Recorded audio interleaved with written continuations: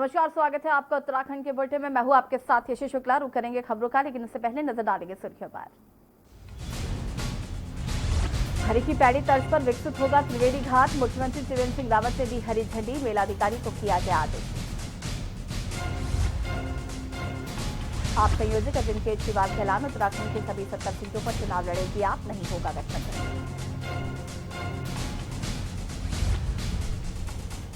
23 से 25 सितंबर तक चलेगा विधानसभा सत्र। समयावधि कम होने पर कांग्रेस प्रदेश अध्यक्ष प्रीतम सिंह का बयान। कहा समस्याओं को पूरी तरह से उठाना चाहता। नैनीताल की लोअर मॉल रोड की मरम्मत के लिए शासन ने स्वीकृत किए 82 लाख। 2018 में भूत साफ के कारण क्षतिग्रस्त हुई सड़क। उत्तराखंड में गुरुवार को मिले 411 संक्रमित, 9 की मौत। 13,636 पहुंची मरीजों की संख्या। मौसम विभाग ने जारी किया अलर्ट। 11 जिलों में भारी बारिश की आशंका। रेड अलर्ट जारी।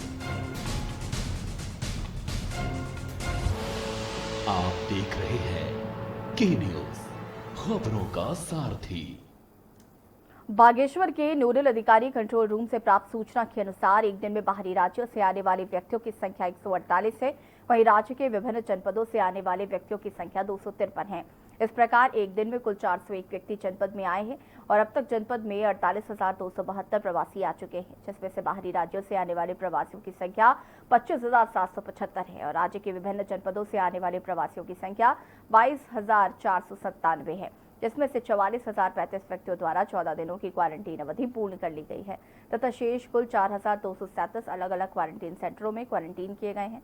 और वहीं अभी तक 3,549 व्यक्ति जनपद से बाहरी राज्यों व अन्य जनपदों तथा 1,726 लोग नेपाली मूल व्यक्तियों को उनको गंतव्यों तक भेजा जा चुका है।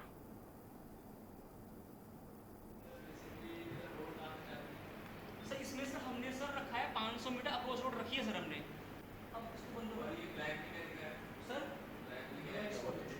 सर ब्लैक सर ये पोल की लाइन है सर, तार सर दो तार है सर। हाँ सर एक इस तरफ एक इस तरफ सर।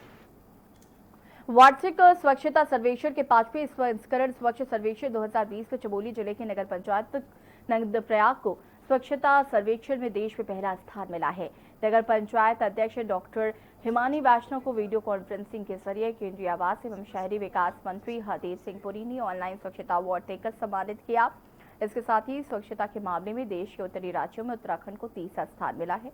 इसको लेकर सरकार के शासकीय प्रवक्ता मदन कौशिक ने प्रेस वार्ता में प्रदेश में स्वच्छता अभियान को लेकर अवगत कराया।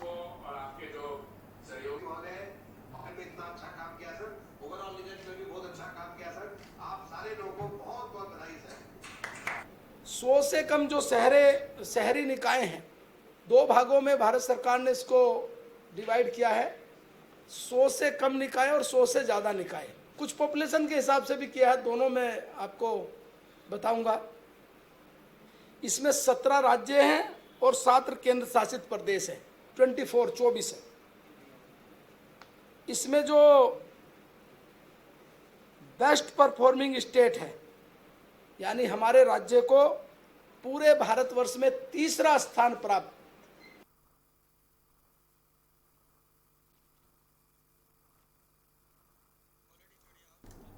शहीद हवलदार राजेंद्र सिंह नेगी का पार्थिव शरीर कल सुबह उनके देहरादून आवास पर अंतिम दर्शन के लिए रखा गया। इस दौरान शहीद को श्रद्धांजलि देने के लिए सीएम त्रिवेंद्र सिंह रावत समेत तमाम गणमान्य लोग मौजूद रहे।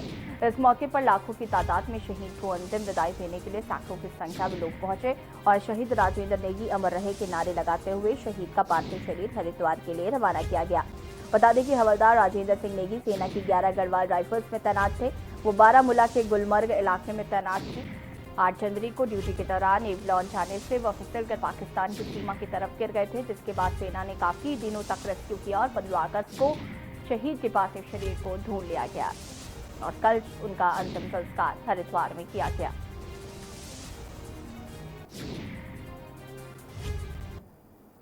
मेरी कई बार बातचीत हुई, देहरादून में भी हुई और वो उनका गांव बिल्कुल जहाँ हमारी ग्रीष्मकालीन राजधानी है उसके नज़दीक, तो वहाँ पर भी वो मेरे साथ काफ़ी देर बैठे थे और उन्होंने कहा कि आपने रक्षा मंत्री जी से बातचीत की, सेनाध्यक्ष जी से बातचीत करी, तमाम सैन्य अधिकारियों से आपने बातचीत की है।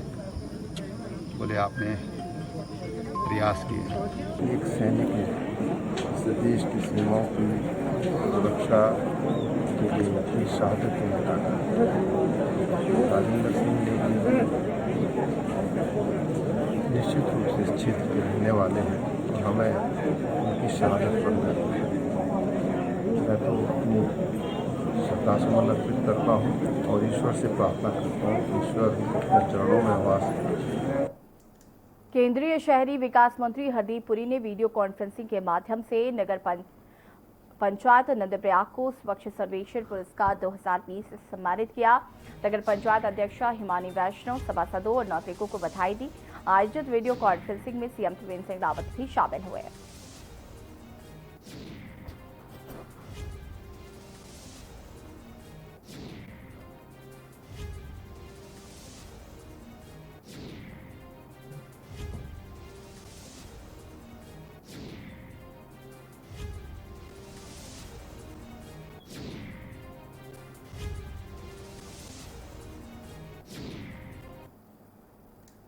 उत्तराखंड के मुख्यमंत्री त्रिवेंद्र सिंह रावत से मेयर देहरादून सुधीर नियाल काबा व मुख्य नगर आयुक्त विनय शंकर पांडे ने शिष्टाचार भेंट की।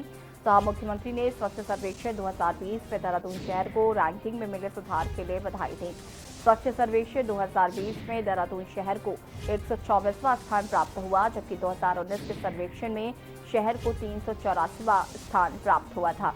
इस अवसर पर मुख्यमंत्री त्रिवेंद्र सिंह रावत ने मेयर देहरादून एवं मुख्य नगर आयुक्त के प्रयासों की सराहना करते हुए कहा कि प्रदेश ने गत वर्ष की अपेक्षा इस वर्ष स्वच्छता में काफी सुधार किया है, जो सर्वेक्षण के एक साल में आए 260 अंकों के उछाल से स्पष्ट होता है।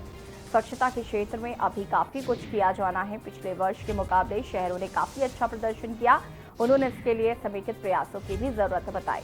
मुख्य नगर आयुक्त ने मुख्यमंत्री को बताया कि स्वच्छ सर्वेक्षण 2020 में प्रदेश के सभी नगर निगमों में देहरादून को प्रथम तथा नगर निकायों में दूसरा स्थान प्राप्त हुआ। उन्होंने मुख्यमंत्री को आश्वस्त किया कि देहरादून में स्वच्छता के प्रति विशेष ध्यान दिया जाएगा।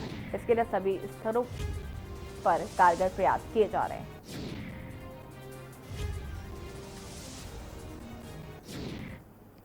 खटीमा पुरानी तहसील में नगरपालिका द्वारा गिराया जा रहा कूड़े के विरोध में नगर व ब्लॉक कांग्रेस के कार्यकर्ताओं ने नाराजगी व्यक्त करते हुए नगरपालिका अधिशासी अधिकारी को चेतावनी के साथ 2 दिन का अल्टीमेटम देते हुए कूड़ा हटाने को लेकर ज्ञापन दिया। आक्रोशित कांग्रेस ब्लॉक अध्यक्ष ने बताया कि राज्य आंदोलन की ऐतिहासिक स्थल पुरानी तहसील में कूड़े को डाला जा रहा है। 2 दिन में अगर कूड़े को नहीं हटाया गया तो नगर व ब्लॉक कांग्रेस के सभी कार्यकर्ताओं द्वारा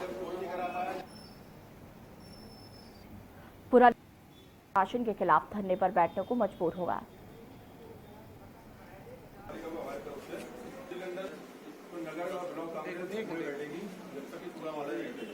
अभी तक तो इंतजार कर रहे हैं कि नगर पालिका में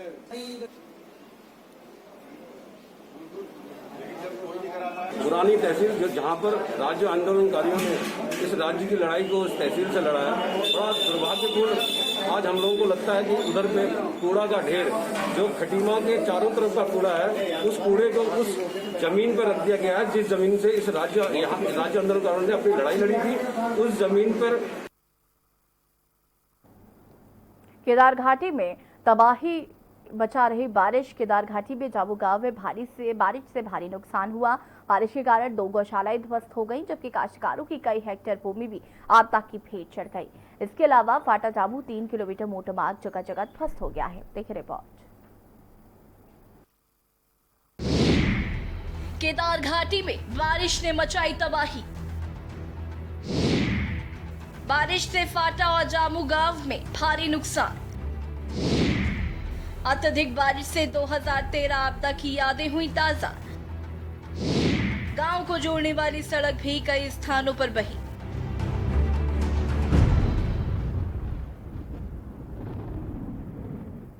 केदार घाटी में बारिश जमकर तबाही मचा रही है। केदार घाटी के जामू गांव में बारिश से भारी नुकसान हुआ है। बारिश के कारण 2 गौशालाएं ध्वस्त हो गई हैं, जबकि काश्तकारों की कई हेक्टेयर भूमि भी आपदा की भेंट चढ़ गई है। इसके अलावा फाटा जामू 3 किलोमीटर मोटर मार्ग जगह जगह ध्वस्त हो गया है।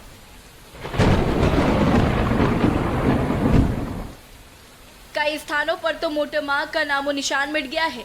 केदार घाटी में बारिश कहर बनकर टूट रही है। मंगलवार रात संपूर्ण केदार घाटी में दहशत का माहौल बन गया। बारिश के कारण जामू गांव में भारी नुकसान हुआ। जामू गांव को जोड़ने वाली 3 किलोमीटर सड़क जगह जगह बंद हो गई है। सड़क का कई स्थानों पर कुछ अता पता नहीं है। सड़क किनारे जल निकासी नालियों के न होने से सड़क को भारी क्षति पहुंची है। इसके अलावा जामू गांव में दुकानों में भी पानी घुसने से भारी नुकसान हो रहा है। बारिश से 2 गौशालाएं भी ध्वस्त हुई हैं, जबकि काश्तकारों के खेत खलियान, बगीचे आदि भी आपदा की भेंट चढ़ गए हैं। केदार घाटी में हुई भीषण बारिश के बाद 16-17 जून 2013 की यादें ताजा हो गई। बारिश इतनी भयावह थी कि संपूर्ण केदार घाटी के लोग रात्रि भर जागते रहे। जगह जगह भूस्खलन होने के बाद लोगों के घरों में पानी घुस गया। आपदा के डर से लोगों ने रात को ही अपने घरों को खाली करके सुरक्षित स्थानों पर डेरा जमा दिया। वहीं दूसरी ओर सोनप्रयाग, रामपुर, सीतापुर सहित अन्य स्थानों में भी बारिश से आम जनजीवन अस्त व्यस्त हो गया है। लोगों के घरों एवं दुकानों में पानी घुसने से अफरा तफरी मच गई। रामपुर में कई घरों में पानी घुसने के बाद लोगों ने अपने घर खाली करा दिए। क्षेत्र में कई गांव खतरे की जद में आ गए हैं और ग्रामीण खतरे के साये में जीवन यापन कर रहे हैं। रुद्रप्रयाग से के न्यूज के लिए रोहित डिमरी की रिपोर्ट।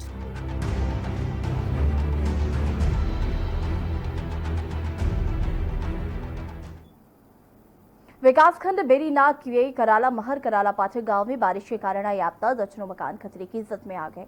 विधायक मीरा गंगोला ने आपदाग्रस्त गांव का भ्रमण कर सरकार से मदद दिलाने का भरोसा दिलाया और खतरे की जद में आए मकानों को अनियंत्रित शिफ्ट करने की कार्रवाई प्रशासन से करने को कही। इससे 1 दर्जन आपदा प्रभावित परिवारों को अपने स्तर से भोजन की सामग्री का भी वितरण किया गया।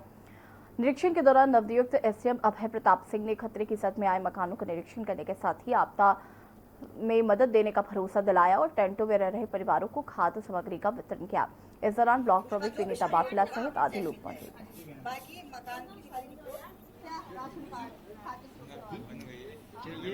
से बहुत लोगों को बहुत नुकसान हुआ है। कई लोगों के घर से बेघर हो गए हैं और आज हम प्रशासन के साथ, एसडीएम के साथ, पूरी टीम के साथ वहां पे गए और तत्काल उनको मुआवजे की व्यवस्था भी करवा दी है, जिनको तत्काल मुआवजा मिलना है और अपनी निजी स्तर से जो भी उनको राशन किट वगैरह वो भी वितरण करे। और भी जो भी बहुत सारी समस्याएं हैं, आंगन की दीवार चले गई है, घर के पीछे की दीवार चले गई है, पेयजल लाइन ध्वस्त है और शौचालय ध्वस्त है, तो उनकी रिपोर्ट भी ले आए हैं और उनको तत्काल ही जब भी संभव होगा उनको व्यवस्था की जाएगी। विकासनगर में यातायात व्यवस्था को दुरुस्त करने को लेकर परिवहन विभाग इन दिनों यातायात के नियमों का उल्लंघन करने वाले लोगों के खिलाफ कार्रवाई को अंजाम दे रहा है। इसी क्रम में तेज रफ्तार, ओवरलोड और यातायात के नियमों का उल्लंघन करने वाले वाहन चालकों के खिलाफ पचफातून क्षेत्र में जगह जगह चेकिंग अभियान चलाकर स्थानीय पुलिस और परिवहन विभाग चालान व वाहन सीज की कार्रवाई को अंजाम दे रहा है। बता दें कि विकासनगर सहित पूरे पचफातून क्षेत्र में सड़कों पर कई वाहन चालक यातायात नियमों की अनदेखी कर बेतरकीब ढंग से दौड़ रहे हैं, तो वहीं विकासनगर मुख्य बाजार में हालात बेहद खराब है। वहीं विकासनगर मुख्य बाजार में यातायात व्यवस्था को लेकर उनका कहना है कि जल्द ही एसडीएम नगर पालिका के साथ वार्ता कर इस समस्या को दूर किया जाएगा।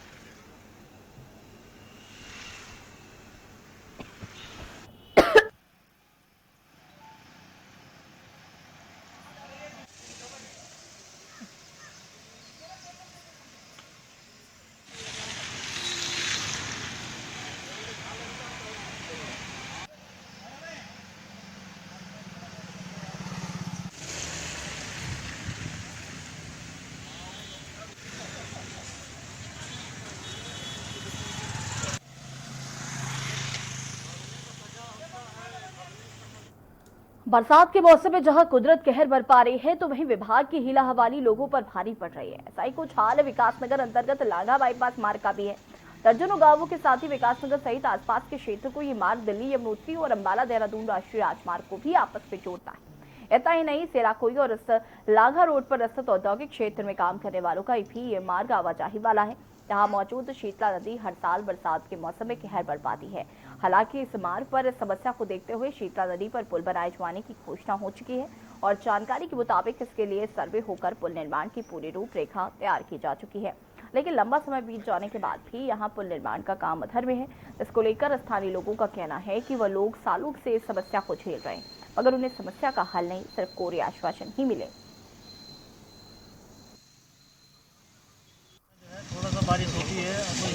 का थोड़ा सा बारिश होने के कारण जो है यहाँ पर बाढ़ आ जाती है और काफ़ी सारे लोगों को जो है दिक्कत होती है यहाँ पर आने जाने में। कई लोग यहाँ पर बहने का खतरा भी है और यहाँ देखो आप देख रहे हैं जैसे कि यहाँ पर कितना सारा रेता पत्थर वगैरह आ चुके हैं। यहाँ पर काफ़ी लोग यहाँ पर कई पूर्व प्रधानमंत्री दिवंगत राजीव गांधी के जन्मदिन के अवसर पर पूर्व सीएम हरीश रावत ने सभी को बधाई दी। कहा कि राजीव गांधी लाखों करोड़ों लोगों के हृदय पर राज करते हैं आज भी। उन्होंने कहा कि राजीव गांधी के नेतृत्व में देश ने विकास के नए आयामों को छुआ है और आज भी यदि वो जिंदा होते तो वास्तविक तौर पर आज हम एक ऐसे सपने के साथ खड़े होते जो भारत वास्तविक अर्थों में दुनिया का नेतृत्व कर रहा होता।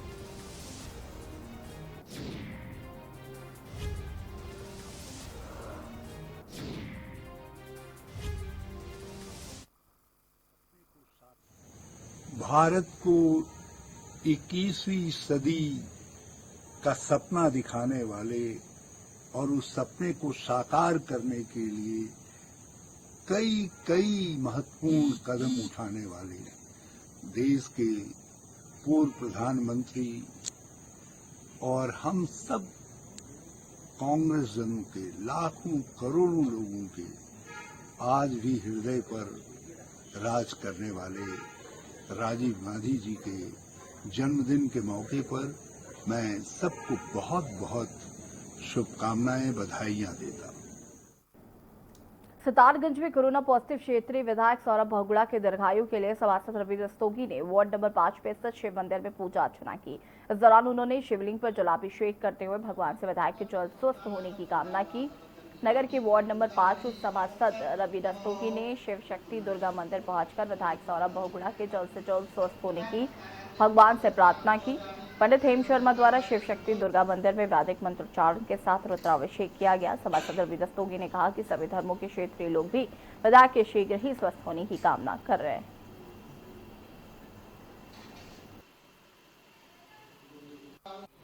आज हम सभी वार्डवासियों ने मेरे साथ जो है भाजपा के पूर्व जिलाध्यक्ष अनुसूचित जाति मोर्चा के अध्यक्ष राधेश्याम सागर जी ने और हम सब वार्डवासियों ने आज माननीय क्षेत्रीय विधायक श्री सौरभ बहुगुणा जी के उत्तम स्वास्थ्य को जल्द से जल्द वे स्वस्थ होकर वापस आएँ, क्षेत्र में लौटें, जिससे कि जो विकास कार्य रुके हुए हैं उन विकास कार्यों को जल्द से जल्द पूरे हों। इसी कामना को लेकर उनके स्वास्थ्य के उत्तम स्वास्थ्य को लेकर कामना को लेकर आज भगवान श्री भोलेनाथ का रुद्राभिषेक किया गया और उसके बाद जो है आरती की गई और हमने यही कामना की कि वह जल्द स्वस्थ होकर क्षेत्र में लौटे। डोईवाला में भारत रत्न से सम्मानित पूर्व प्रधानमंत्री स्वर्गीय राजीव गांधी की जयंती के मौके पर कांग्रेस नेताओं ने उन्हें याद करते हुए संचार क्षेत्र की क्रांति के जनक राजीव गांधी की श्रद्धा सुमन अर्पित किए। कांग्रेस के प्रदेश सचिव सागर मनवाल, डोईवाला ब्लॉक कांग्रेस कमेटी के राजवीर खत्री, संजय खत्री, भारत भूषण विमल गोला के साथ तमाम कांग्रेस नेताओं ने कहा कि अब भले ही आधुनिक भारत की बात कर रहे हैं, लेकिन ये सब पूर्व प्रधानमंत्री स्वर्गीय राजीव गांधी जी की देन है, जिनकी दूरदृष्टि का ही नतीजा है कि आज हम सफल हैं।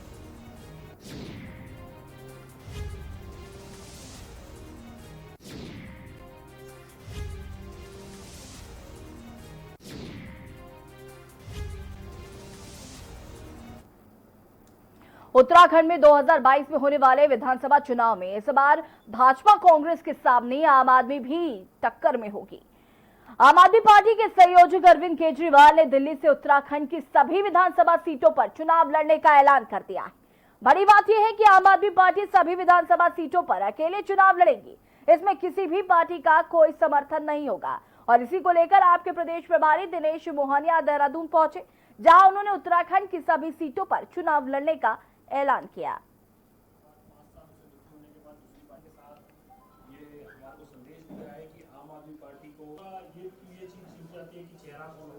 क्योंकि फिर जनता तौर पर आम आदमी पार्टी को एक विकल्प के तौर पर देखती है।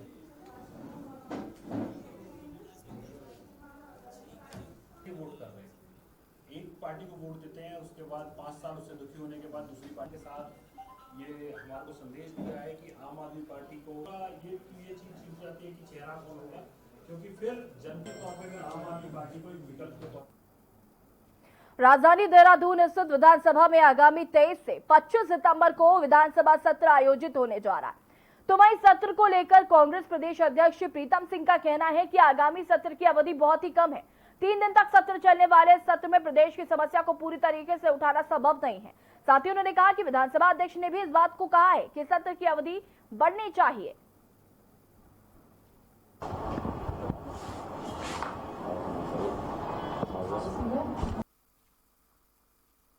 विधानसभा सत्र की जो अवधि है वो बहुत कम अवधि है। 3 दिन तक सत्र चलेगा और इन 3 दिनों में निश्चित रूप से प्रदेश की जो समस्याएं हैं उनको उठा पाना संभव नहीं है। और विधानसभा अध्यक्ष ने भी स्वयं इस बात को कहा कि जो अवधि सत्र की है वो बहुत कम है, ये अवधि बढ़नी चाहिए। कार्यमंत्रणा की जब बैठक होगी कांग्रेस इस मुद्दे को उठाएगी कि जो अवधि है उसको बढ़ाने का काम सरकार करेगी। नशे के विरुद्ध ऋषिकेश पुलिस द्वारा उच्च अधिकारियों के आदेश पर चेकिंग अभियान चलाया जा रहा है, जिसके अनुपालन में पुलिस द्वारा गठित स्पेशल टास्क फोर्स द्वारा सूचना प्राप्त होने पर टीएचडीसी गेट के समीप एक व्यक्ति को 2 किलो 200 ग्राम अफीम के साथ धर दबोचा गया, जिसकी अनुमानित कीमत लगभग 2,22,000 रुपए आंकी जा रही है। पूछताछ में तस्कर ने बताया कि ऋषिकेश मुनिकिरेती क्षेत्र में साधु बाबा एवं विदेशी जैसे ग्राहकों को बेचने के लिए वो अफीम लेकर आता था, जिसको पुलिस द्वारा एनडीपीएस एक्ट के अंतर्गत मुकदमा पंजीकृत किया गया है एवं माननीय न्यायालय के समक्ष पेश किया गया।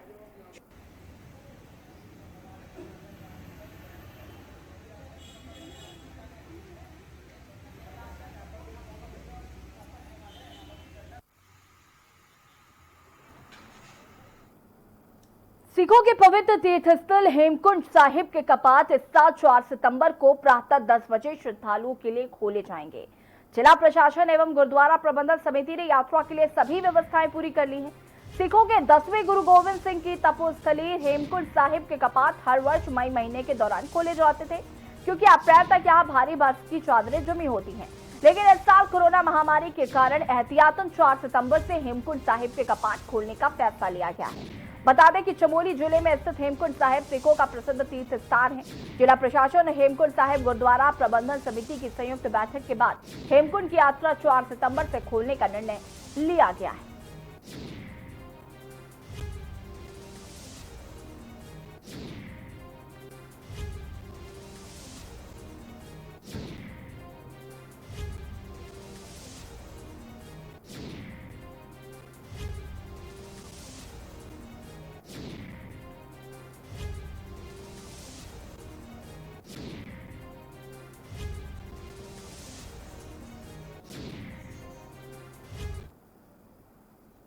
दुनिया भर के विख्यात सरोवर नगरी नैनीताल पर्यटकों की पहली पसंद रही। पर्यटक सीजन के दौरान पर्यटकों की आमद से नैनीताल शहर में पार्किंग की समस्या विकराल रूप ले लेती है।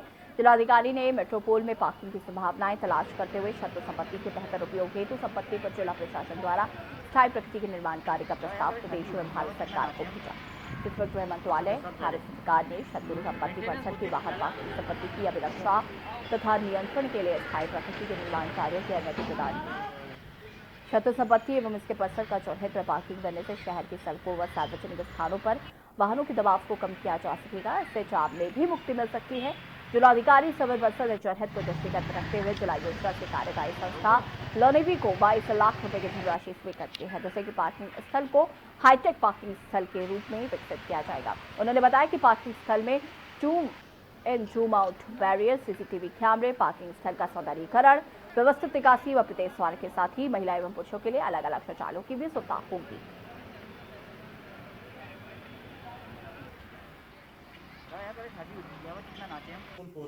पार्किंग हमारे नैनीताल शहर के हार्ट में सिचुएटेड होने के कारण अत्यंत महत्वपूर्ण है बाय इट्स लोकेशनल एडवांटेज।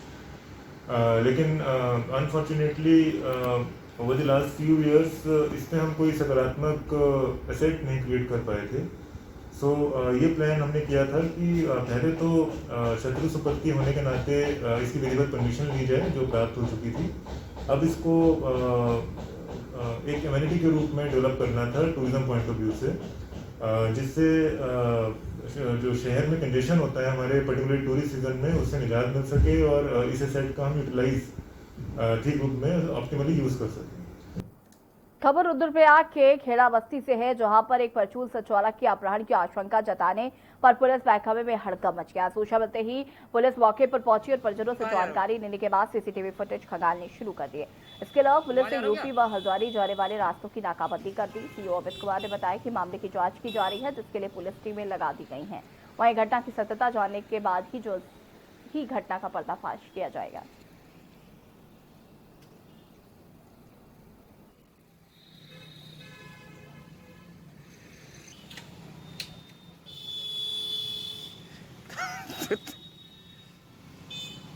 तुम कहाँ जा रहे हो?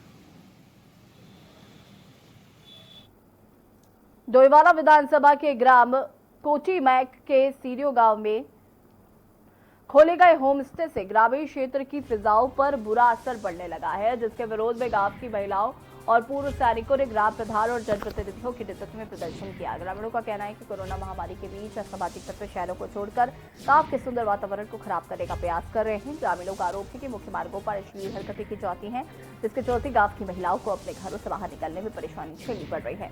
ग्रामीणों के अनुसार गांव में खोले गए होमस्टे में लगातार संदिग्ध लोगों का आना जाना लगा रहता है, जिससे ग्रामीण क्षेत्र का माहौल खराब होता जा रहा है।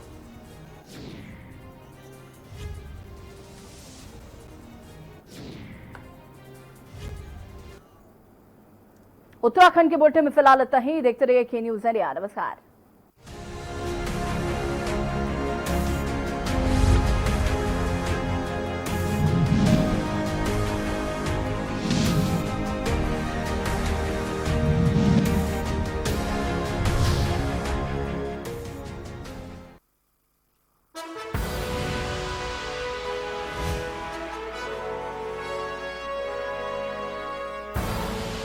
आप देख रहे हैं के न्यूज़, खबरों का सारथी।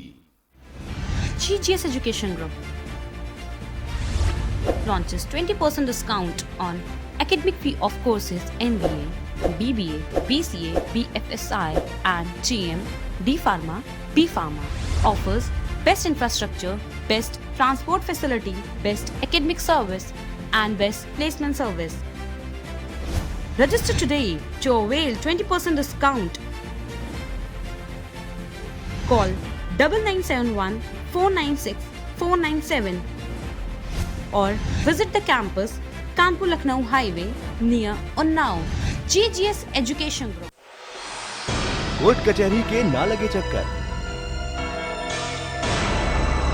सबसे अधिक यही है बेहतर। लेकिन बढ़ ही जाए पाला तो कहां जाए, क्या करें? घबराए नहीं, अब हर मुश्किल होगी आसान।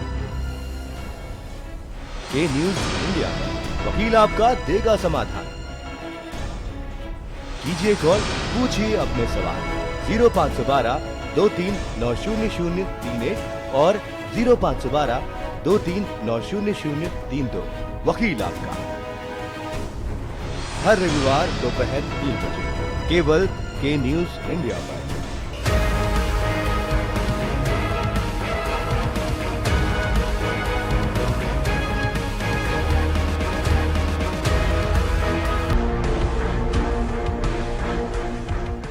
करें अपने जीवन को कृतार्थ, सुने श्रीमद् भागवत कथा रोज प्रातः 6:30 बजे मेरे साथ सिर्फ के न्यूज़।